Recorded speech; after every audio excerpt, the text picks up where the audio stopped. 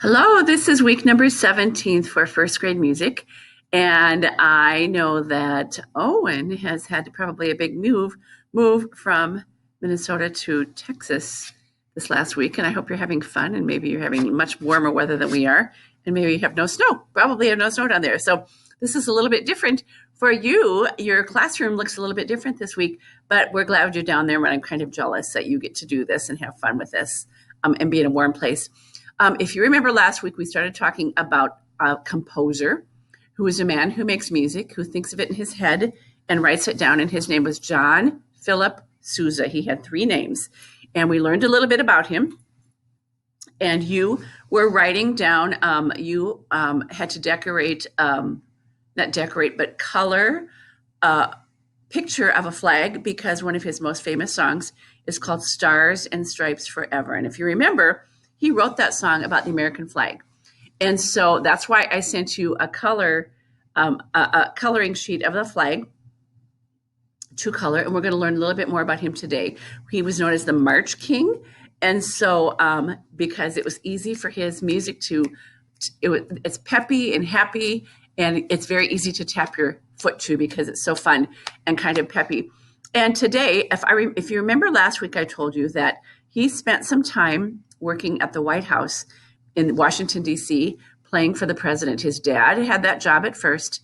And then when he grew up later in life, he ended up being the director of that band, the Marine Corps Marching Band. And I mentioned to you that he had all of his band directors or members of his band wear band uniforms and white gloves, fancy white gloves. They weren't fancy. They were just white gloves, but it looked very, very sharp and very uniform when they were all playing together with their white gloves on. And today I'm going to send you another sheet to color. And one thing that John Philip Sousa loved to do is he loved to work with kids, and he loved to, when he would march and he would have his band people marching down the street, he would be next to them. They'd all be in their white gloves. And he would love it. When he was little, he loved to be a little kid marching right next to the big, important band people. And it was really fun for him. And so when he got older and was the director later, he would also enjoy it when kids would do that. They'd be marching down the street and he wouldn't get mad. He wouldn't get cranky and crabby and say, "You go sit down, kids." He would love it if kids would just march right along with the band and kind of pretend like they were playing with him. And he started a new tradition when he was working at the White House. One of his traditions was to have a Sunday afternoon band concert in front of the White House. And if you've ever been to Washington, D.C., now it's behind a great big fence. You can't get very close to the White House. But back then, they didn't have a big fence around it. And there's a great big green lawn in front of the White House. And he would have concerts on Sunday afternoons with, on the front porch of the White House, the Marine Corps Band would play every Sunday afternoon. And he would encourage families to come and bring a blanket and bring a picnic and a picnic lunch and to just relax and have some fun out in front of the lawn in the White House while the band was playing. And he would have little tiny white gloves that he would hand out to all the kids. And so because kids like to watch the band members play and perform in their white gloves, he thought it would be really cool to give kind of like a little souvenir to these kids. And so he would pass out, or have somebody else pass out for him, a pair of white gloves for all of the little kids that came to the parades or the little kids that came to the Sunday afternoon concerts. And so one of the things that I'm going to show you today is this is one of your sheets that I'd like you to color. And this is a picture of the White House.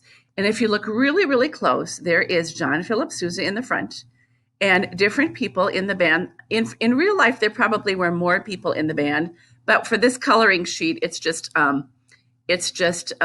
few people up in the front step. But this is what it would have looked like on a Sunday afternoon when people were sitting on the grass and playing and enjoying with their family, having a nice afternoon, sunny day outside, listening to, spending family time together, but listening to the Marine Corps Band in front of the White House. And they were invited to come and they were having just a fun family time on the grass while they were listening to a concert. And so this picture is a picture of the White House to remind you of this story. Now, remember, when you're coloring this, you probably want to keep a lot of it white because the house where the president lives really is white. So you don't need to color it at all, but you might want to color some of the band uniforms or things like that or whatever. There's one other sheet that I want to show you, but I need to talk about that a little bit first. John Philip Sousa had a lot of his band people marching. He was the March King because his music was peppy and it was very patriotic. It made you think of America and it made you think of American flags. And so he when he would have bands marching in a parade, he had one problem. And that problem was his tubas. Now, this is a picture of a tuba, and it's a brass instrument. It's very, very shiny. They're usually yellow brass. It kind of looks like gold. Sometimes they're silver. But if you look really close at this picture of this person carrying a tuba, he has to really use he's sitting in a chair right there, but it's really, really heavy and it's very big. And with all instruments, the bigger the instrument, the louder and the lower the sound is. And a tuba, I don't have one to show you. My son used to play one when he was in elementary school. They're very, very, very, very big. And you usually sit in a chair. And if you're going to a band rehearsal at school, they probably have a tuba sitting on a stand. And you just take your mouthpiece off. This is the mouthpiece right here, the part that you blow into. And you would just, if you're riding a bus to school or something, you just have a little case and you just bring the mouthpiece back and forth, and you would share a tuba with somebody else because they're so heavy. And it would be really hard to walk home to school with it from school with this and have to carry it back and forth, or on the bus. It would fill up the whole seat of the bus. And so this is a tuba, very low sound, very loud. You don't need a lot of them in your band because it's so loud. And but John Philip Sousa had a problem. His problem was that when he would go and his bands would march in these parades, they would have really hot uniforms on, and these poor tuba players would have to play they would have to carry these long tubas, heavy tubas, marching in this hot sun, and they would get really tired, and sometimes they would faint because it was such a heavy instrument. And so he went to a company that made band instruments, and he said, I have a problem, and I wanted to see if you can help me solve this problem. And so these band people that made instruments and improved them, and over years, they got better and better at it. He said, I would like to have an instrument. If you could come up with an instrument and make an instrument that I can use for my band people marching in bands, but it's not so hard on their arms. A tuba, you'd have to put your whole tuba would sit on your arms and would get very, very tired. And he said, if you could please come up with some type of instrument, invent a new instrument that's never been done before, that is not quite so heavy, that it still uses the same fingerings, the same valves, if you can play a tuba, you can also play this instrument, but it's lighter and it wraps more around your body. And I'm going to move over this a little tiny bit more. He asked these people to invent something, and they came up with a brand new instrument. And because he asked them to make it, they named it after him.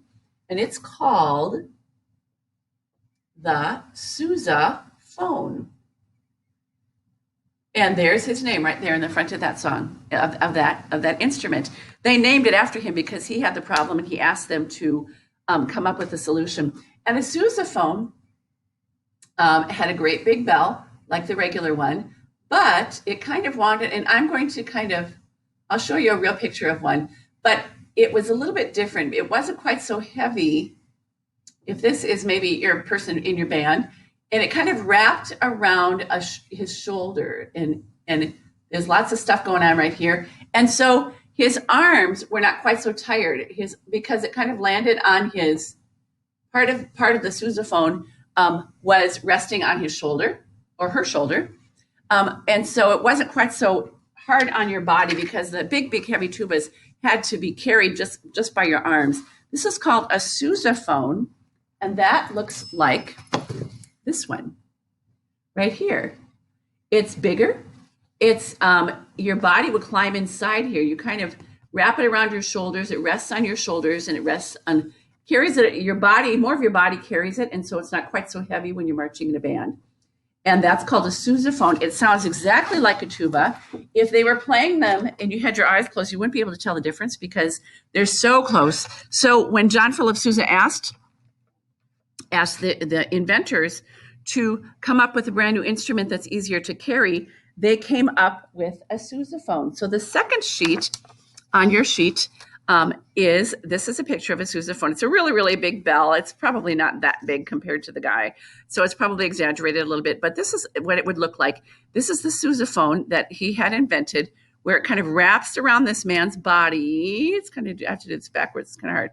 Wraps around his body so it rested on his shoulders. He didn't have to carry it so much with his arms. It was much easier to march with and much easier to play because he didn't get tired so much. And so I want to show you two little videos. And that you'll get to see some real people playing a tuba and real people playing a sousaphone. So you can see what it looks like when a real person has it on their body and they're playing it. So just watch for this.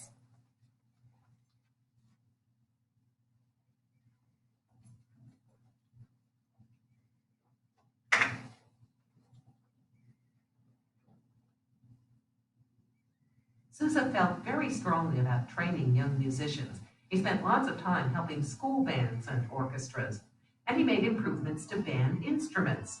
The marching tuba that wraps around your body is named for him, the sousaphone.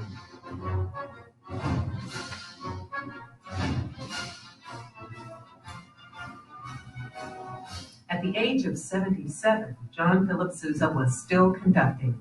The night he died, he had just finished rehearsing for a concert. The last piece he conducted in that rehearsal was his most famous march, The Stars and Stripes Forever.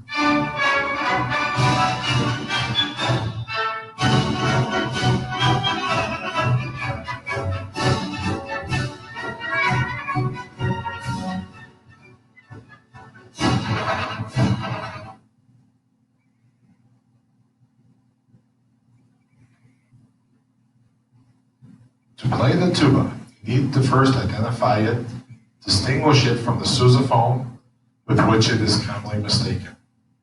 The sousaphone is basically a tuba, with the biggest difference being that the instrument will fit around the body of the musician. This makes it easier for someone in the marching band to carry the instrument and focus more on playing it rather than how to hold it and balance it properly for long periods of time. The fact that this particular instrument is most often seen in marching bands has earned it the name marching tuba. One might wonder why this instrument is called the sousaphone when it is basically a tuba. The instrument is named after John Philip Sousa, who was a well-known composer and conductor. The sousaphone is fairly a young instrument, only being created in the late 1900s.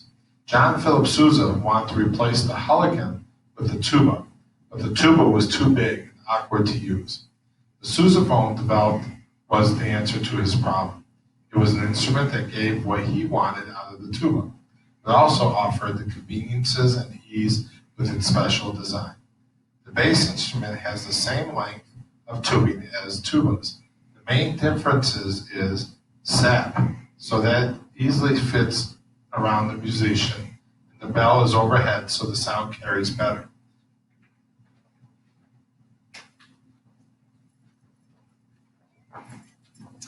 That might have been a little bit hard to hear because my speaker isn't super loud, but that showed you some pictures of what tubas look like when someone is inside them, when they're holding them.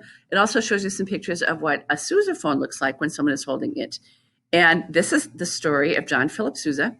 He was so important that when he went to inventors to ask for a brand new instrument to be invented and created, they did it for him. And you'll see that today. You'll see lots of, if you ever see, the next time you see it, you're at a parade or something, or at a football halftime show, if you see that great big instrument with a great big bell over the head, a very, very low sound, that's a sousaphone. Remember, it's named after John Philip Sousa. So this week, you have your sheet that is a picture of a White House.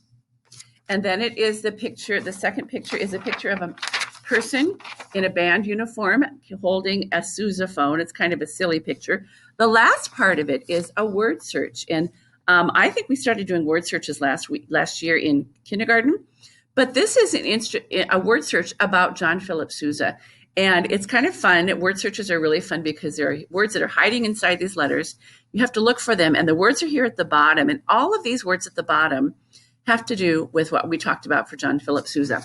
For example, it says America, conductor, John, parade, stars, band, flag, marching, Philip, stripes. Actually, it says strips. I bet I spelled that wrong.